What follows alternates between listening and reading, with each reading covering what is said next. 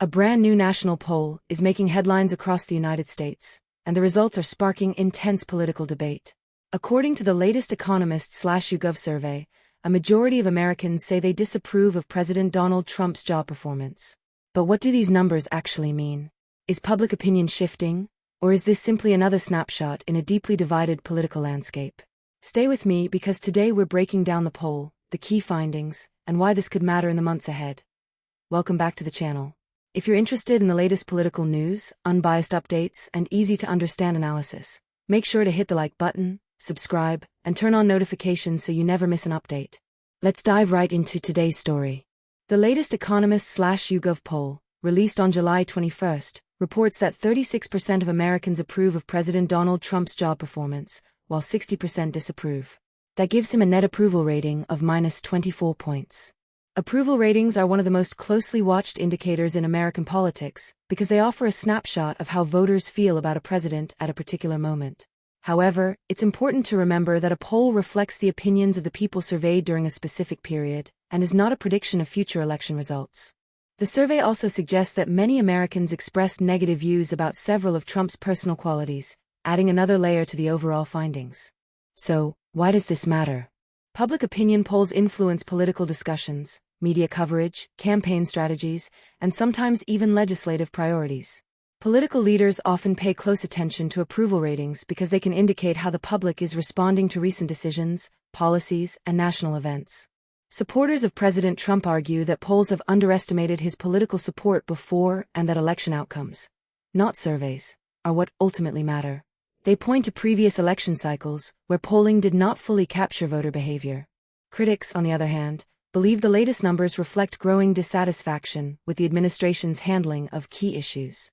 They argue that public concerns over the economy, immigration, foreign policy, or other national matters may be influencing these results. As always, different groups interpret the same poll in very different ways. It's also worth understanding how polls work. Professional polling organizations typically survey a representative sample of adults or registered voters across the country. They use statistical methods to estimate the opinions of the broader population. Every poll includes a margin of error, meaning the exact numbers could be slightly higher or lower. That's why experts recommend looking at polling averages and trends over time instead of focusing on just one survey. Another important point is that approval ratings can change quickly. Major events, economic developments, policy announcements, international crises, or even political debates can significantly influence public opinion within days or weeks. Historically, many U.S. presidents have experienced periods of both high and low approval during their time in office. Public opinion is constantly evolving. Political analysts are likely to compare this poll with other national surveys released by organizations such as Gallup, Pew Research Center, Quinnipiac University, Reuters, Ipsos, and others to see whether similar patterns are emerging. If multiple independent polls show comparable results, analysts may describe that as part of a broader trend. If the findings differ significantly, they may conclude that public opinion remains uncertain or that methodological differences explain the variation. For voters, polls are informative but should never be viewed as the final word. Elections are decided by ballots cast on Election Day, not by survey results months in advance. In today's highly polarized political environment, approval ratings often reflect strong partisan divisions. Republicans, Democrats, and independents frequently evaluate the same administration very differently based on their political beliefs and priorities. This polarization makes interpreting polls more complicated than simply looking at one percentage. The latest survey will almost certainly become part of the ongoing political conversation, with supporters and critics each highlighting the aspects they believe are most important. Meanwhile, campaigns, lawmakers, journalists, and political observers will continue monitoring future polls to see whether public opinion changes in the coming weeks. Whether these numbers represent a lasting shift or just a temporary snapshot remains to be seen. One thing is certain.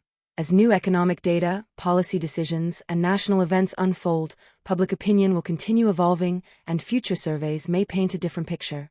That's why staying informed through reliable sources and considering multiple polls rather than a single headline is always the best approach. So, what do you think about these latest poll results? Do you believe they accurately reflect public opinion? Or do you think polls miss important parts of the electorate? Share your thoughts in the comments below, but please keep the discussion respectful. If you found this update helpful, don't forget to like this video, subscribe to the channel, and turn on notifications so you never miss the latest political news and analysis. Thanks for watching, and I'll see you in the next video.